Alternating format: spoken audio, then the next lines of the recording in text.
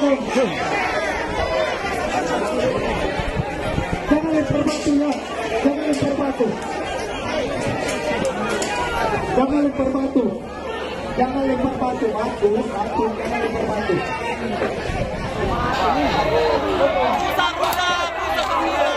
Aku ronde mas, yoi.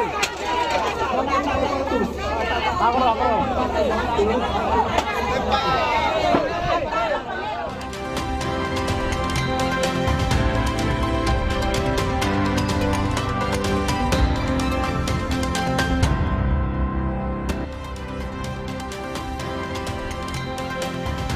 Penggalangan donasi untuk demo protes kenaikan pajak 250% di Pati, Jawa Tengah berakhir ricuh. Satpol PP sita barang bantuan warga.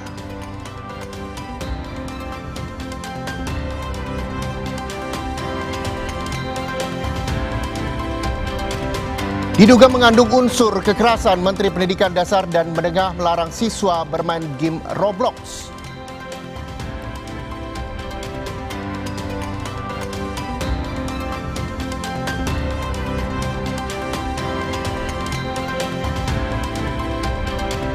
Dua pihak yang mengklaim sebagai pengelola kebun binatang Bandung bentrok.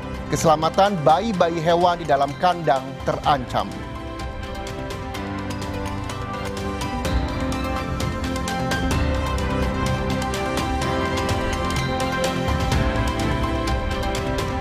Halo, apa kabar saudara? Selain 3 sorotan utama tadi, sejumlah informasi lain dari berbagai penjuru tanah air akan kami hadirkan untuk Anda. Saya Muhammad Syareza. Anda menyaksikan Indonesia Update di Kompas TV, independen, terpercaya.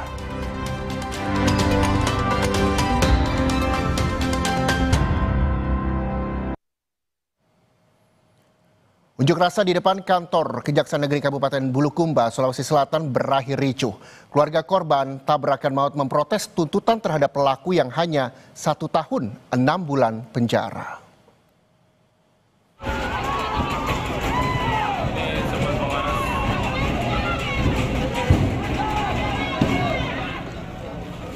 Kericuhan terjadi di depan kantor Kejaksaan Negeri Bulukumba saat sejumlah warga mencoba merobohkan pagar.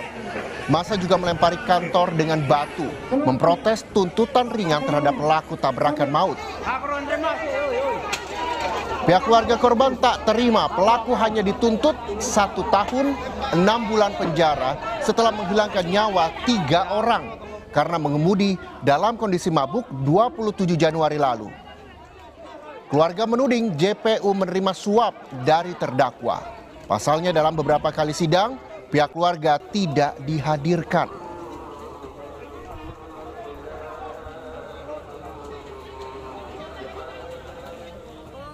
Itu dia terima suapan itu, kita tidak tahu. Karena itu kemarin Pidi tahu, bilang datang bagian beli motor tah. Jadi pas waktu pengadilan tidak dipanggil ibu? Tidak ada sama sekali. Sedangkan waktunya itu meninggal, tidak ada secara kekeluargaan. Tidak ada keluarganya datang biar 1 orang. Kita lihat berita lain saudara. Kericuhan terjadi saat posko penggalangan donasi di Pati, Jawa Tengah dibubarkan Satpol PP. Posko penggalangan donasi sebagai bentuk protes kenaikan pajak bumi dan bangunan perdesaan dan perkotaan atau PBB P2 sebesar 250%.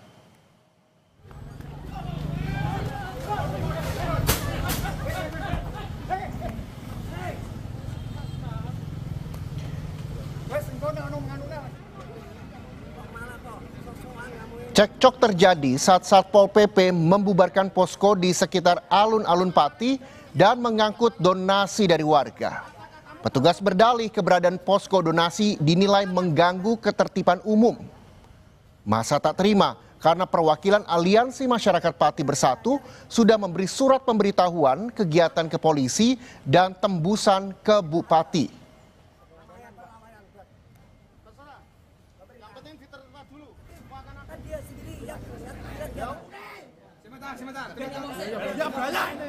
Aku itu milik warga Pati kau rampok. Oke, kau curi. Maling.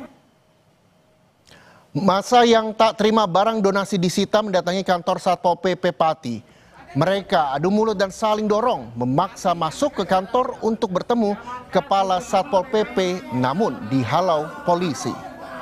PLT Sekda Pati kemudian menemui massa dan menjelaskan alasan pembubaran posko. Setelah negosiasi panjang, pihak Satpol PP Pati berjanji akan mengembalikan barang donasi ke posko. Kemarin beberapa hari kan kita biarkan. Ya. Harus konsolidasi. Kemudian kita tertibkan. Nanti untuk acara goyongan dan selanjutnya acara HUT hari jadi Pati. Bohong. Sebentar. Saya secara pribadi sama Mas Bowo sama sini nggak ada bermusuhan loh. Iya. Saya ini menjalankan satu etika juga. Selama ini kita tuh membiarkan terus ada narasi-narasi provokatif. Kami khawatir di sini nanti gaduh. Mulai tanggal 1 kemarin sampai hari ini warga Pati itu menerima donasi berupa aqua dan sebagainya. Terima. Nah tiba-tiba Satpol PP datang, nggak membawa surat tugas, enggak mereka melakukan bukti penyitaan apa aja item-item barang-barang ini. Sehingga akhirnya saya datang, saya tanya Kepala Satpol PP siapa? Nah mereka mengatakan lagi rapat-rapat sampai saat ini belum teko-teko. Akhirnya warga mengambil kesimpulan segera barang itu dikembalikan dibanding kita melapor. Karena apa? Jelas kalau kita lapor ini tindak pidana pencurian. Karena apa? Mereka nggak punya surat tugas, mereka nggak punya surat penyitaan. Kebijakan Bupati Pati menaikkan PBB P2 hingga 250% menuai kontroversi. Keputusan itu bertujuan memajukan Pati yang pendapatan daerahnya paling kecil dibandingkan kabupaten lainnya. Aliansi Masyarakat Pati Bersatu berencana menggelar demo pada 13 Agustus untuk menolak kebijakan tersebut. Bupati mempersilahkan massa untuk berdemo, namun mengaku tidak akan mengubah keputusan. Ada apa yang akan informasinya itu Pak, itu daya gundul, silahkan lakukan. Jangan hanya 5.000 orang, 50.000 orang suruh ngerahkan. Saya tidak akan gentar, saya tidak akan merubah keputusan, tetap maju. Dan saya instruksikan semua aparatur pemerintah Kabupaten Pati tidak boleh ada bergening apapun dengan Yaya Gundul. Dan silahkan kalau mau ada pihak-pihak yang mau demo silahkan. Saya tidak akan gentar, tidak akan mundur satu langkah. Yang saya lakukan adalah yang terbaik untuk pembangunan Kabupaten Pati, yang terbaik untuk rakyat Kabupaten Pati. Apa yang sebenarnya jadi sorotan terkait kebijakan kenaikan PBB P2 di Pati? Kita telah terhubung dengan Husein Hafid, Koordinator Lapangan Aliansi Masyarakat Pati Bersatu. Selamat sore Mas Husein. Mas Husein, setelah kejadian... Selamat sore. Iya, Mas Husein, setelah kejadian pembubaran posko kemarin, apa barang donasi sudah dikembalikan? Dan apakah posko penggalangan donasi juga masih beroperasi hingga sore ini? Ya, alhamdulillah kemarin waktu selesai negosiasi barang-barang dikembalikan dan ada juga yang kerusakan itu diganti sama Satpol PP dan hari ini masih berjalan dengan lancar donasinya di depan kantor Bupati. Oke, posko penggalangan donasi juga masih beroperasi hingga sore ini. Nan, bagaimana sebenarnya tanggapan masyarakat di sana soal kenaikan PBB P2 sebesar 250%? Tanggapan masyarakat di sini itu semua masyarakat pada menolak, Pak. Dari bawah sampai atas pada menolak semua. Karena gini loh, kalau NJOP naik itu kan minimal 20% dan maksimal 100%. Kan ini malah lebih dari 100%. Kan kena pasal pelanggaran perda ini, Pak. Dan sebenarnya apa alasan Pemkab menaikkan pajak hingga hampir 3 kali lipat ini yang Anda ketahui? Bilangnya sih mau perbaikan jalan, pembangunan, laba pembangunan. Tapi kan yang asli kan itu kan udah ada anggaran yang dari mana itu kan pasti ada Pak gitu loh. Nggak usah naikkan pajak langsung segitu banyaknya. Ya, jadi yang Anda ketahui Pak Husein, seperti apa memang perhitungannya? Ya perhitungannya yang aku ketahui ya dari kemarin dapat dari Jawa Tengah kayak gitu 316 miliar. Tapi masih kayak kurang aja. Seharusnya kan gimana caranya Bupati itu bisa membangun, tapi kan jangan itu loh Pak, menaikkan pajak yang tinggi lah. Intinya gitu Pak, yang saya ketahui. Jadi secara tidak langsung bahwa naik boleh tapi jangan sampai 250% begitu ya. Dan Ya betul Pak. rencananya juga nanti akan ada demo pada tanggal 13 Agustus mendatang. Berapa banyak massa yang ikut dan tuntutannya apa yang akan disampaikan pada saat demo nanti, Pak Hussein? Ini Pak, kemarin saya sebagai penanggung jawab demo aksi demo damai ini, itu saya kemarin itu udah masukkan pemberitahuan kepada Polres, terus yang di Jakarta Pak Presiden juga, itu cuma 25.000 dan ternyata ini masyarakat semakin tersulut marah Pak sama Bupati-Pati karena dia udah menantang masyarakat Pak. Tantangan seperti apa yang disampaikan yang hingga membuat masyarakat ini marah begitu? Ya tantangannya seperti bilangnya dikira 5.000, 50.000 saya nggak akan gentar. Ini besok Pak saya buktikan insya Allah ada 100.000 lebih yang akan datang ke kantor Kabupaten Pati Pak. Oke, ke depan apa yang memang diharapkan masyarakat dan juga warga sekitar terkait dengan kasus ini, Pak Hussein? Ya, yang diharapkan gini Pak, PBB boleh naik tapi sewajarnya dan bisa sebelum menaikkan PBB itu masyarakat itu disejahterakan dulu Pak. Sekarang kan gini, tiap tahun kan pengangguran tambah ya kan? Ya tambah kok malah lapangan pekerjaan kok sulit, nggak dibanyakin. Intinya gitulah Pak. Jadi secara tidak langsung tidak berbanding dengan pajak yang dinaikkan begitu sebesar 250% terhadap kesejahteraan warga sekitar. Betul Pak. Baik. Seharusnya Pak Pati itu ya tadi Pak bisa belajar dari Kudus, Jepara, Rembang. Dia mau menaikkan pajak itu mensejahterakan masyarakatnya dulu Pak. Baik. Kita bisa ambil kesimpulannya bahwa masyarakat juga ingin disejahterakan, kenaikan pajak tidak masalah tapi tidak sebesar yang sudah terjadi 250% ini begitu ya. Terima kasih sekali lagi Koordinator Lapangan Aliansi Masyarakat Pati Bersatu, Mas Hussein Hafid atas waktunya bersama Indonesia Update Kompas TV.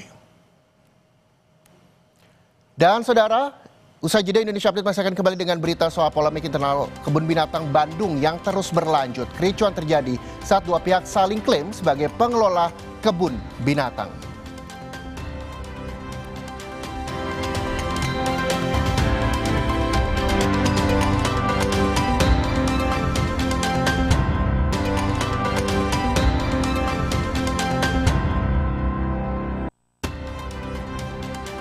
Polemik internal Kebun Binatang Bandung terus berlanjut. Kericuan terjadi saat dua pihak saling klaim sebagai pengelola kebun binatang.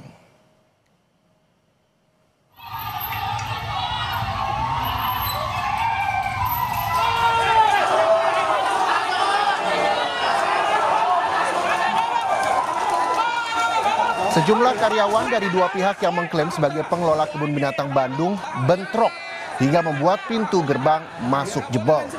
Polisi pun berusaha memisahkan kedua kubu. Kericuan ini dipicu konflik kepemilikan antara Yayasan Marga Satwa Taman Sari atau YMT dan Taman Safari Indonesia atau TSI. Kedua pihak ini tengah bermediasi dengan didampingi kepolisian. Sebelumnya operasional Kebun Binatang Bandung ditutup sementara oleh manajemen baru yaitu YMT dan menimbulkan kekhawatiran terkait kondisi satwa. Kita tujuannya nggak tahu, tapi ada sekelompok orang, oknum dari Taman Safari, dikawal oleh puluhan sampai 30-an security ranger yang tadi mendobrak pintu utama kita.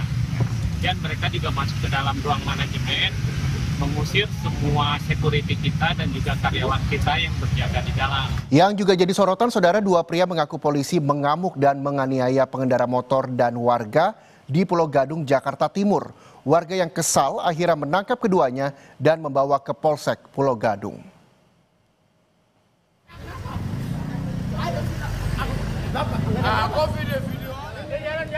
Dua pemuda pengendara motor mengaku polisi mengamuk dan memukul pengendara motor lainnya dan warga setempat. Bahkan pelaku merusak motor pengendara ojol. Laporin dua. Nama lo siapa? Polres. Yaudah diam. Belum diketahui penyebab pelaku mengamuk, namun diduga karena dipengaruhi minuman keras.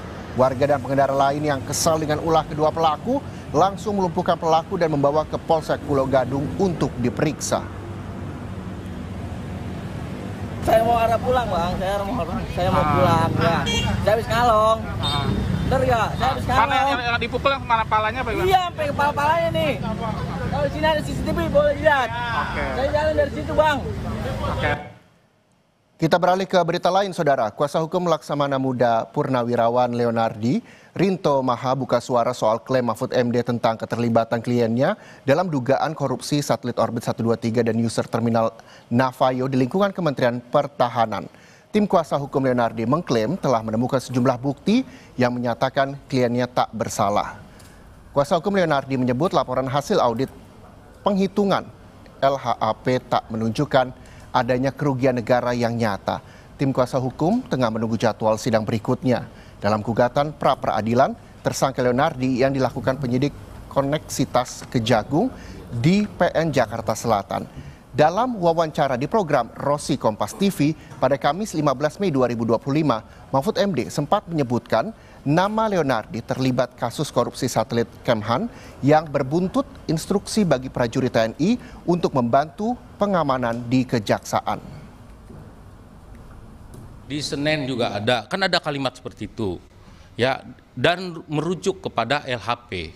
Nah, di sini di LHP yang dimaksud, ya, setelah kami mempelajari sampai 56 halaman, berkali-kali bahkan saya membaca, yang dimaksud Mahfud MD itu tidak ada, ya, baik ada katanya bisa dibeli di pasar Senen, ada katanya markup, itu tidak ada. Yang benar itu ada kewajiban bayar, ya.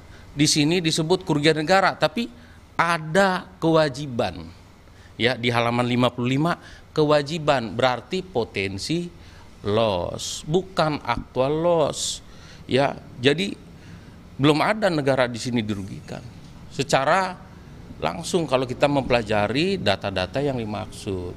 Nah, Mahfud MD yang saya bisa jelaskan di sini pakai data yang mana? Data primer atau data sekunder? Data siapa? Ya, LHP yang dimaksud Mahfud MD nggak ada di sini. Katanya kontrak diteken 1 Juli 2016. Faktanya kontrak diteken Oktober 2016. Sebelum teken kontrak, ajukan dulu permohonan agar disetujui kontrak itu diteken kepada pengguna anggaran, kuasa pengguna anggaran. Jadi itu poin pertama, Bang, ya. Jadi tidak ada kontrak itu diteken sebelum anggaran itu disahkan. Begitu ada anggaran, baru kontrak itu diteken. Itu pun persetujuan dari pimpinan dulu, ya. Yang kedua, ya, klien saya di sini, ya, klien kami di sini tidak ada mens rea, ya, bahwa dia satu menguntungkan diri sendiri, memperkaya diri sendiri, nggak ada aliran dana ke klien saya, ya. Yang kedua, masalah ada orang yang diuntungkan atau pihak yang diuntungkan, tidak ada. Navayo di sini utangnya aja belum dibayar, kok ngaku negara rugi? Dari mana jalannya? Hah? Tidak kenal, nggak ada hubungan secara istilahnya lobby atau kenal secara langsung dengan Gabor di sini, ya, selaku pemilik dari perusahaan Navayo. Nggak ada. Pak Leonardi itu, ya, hanya sebagai kapasitasnya sebagai PPK, ya. Masalah kontrak juga diteken sesuai regulasi, ya. Masalah pengadaan, siapa yang menunjuk Navayo itu kewenangan pengguna anggaran, Bang.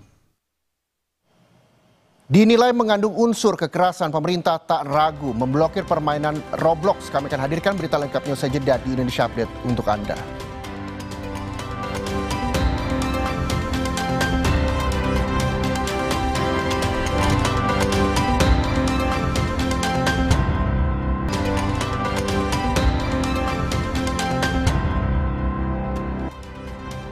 Fenomena permainan Roblox menuai sorotan karena dinilai memuat konten yang tidak sesuai untuk anak-anak.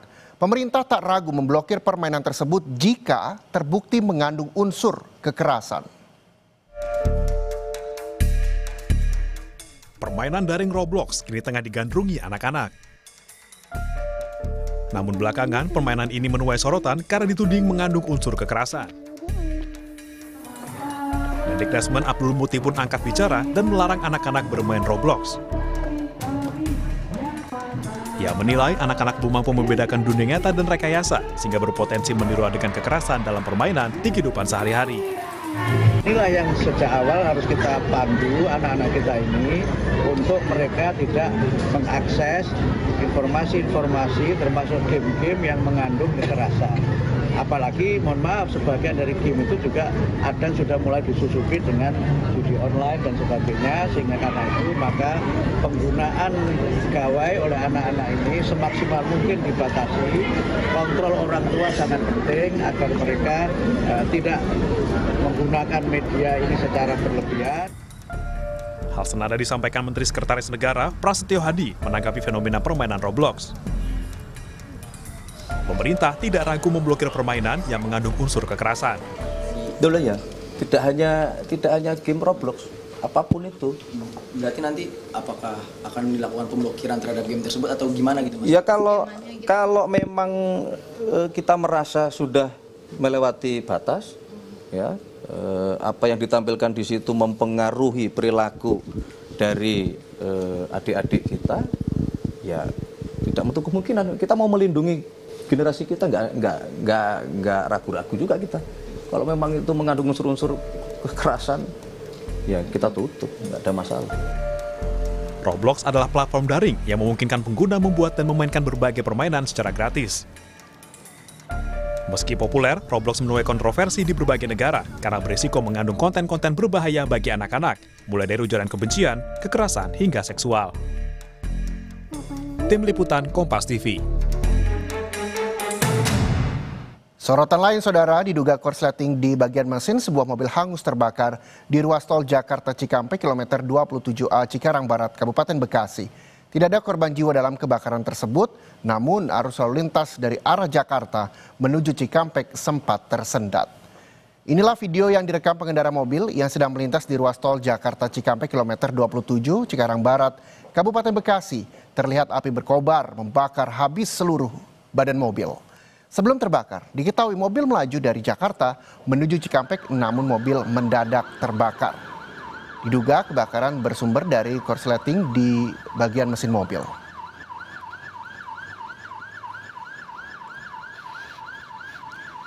Usai sudah Indonesia Update hari ini, saudara, saya Muhammad Syahraza pamit undur diri. Terima kasih. Sampai jumpa.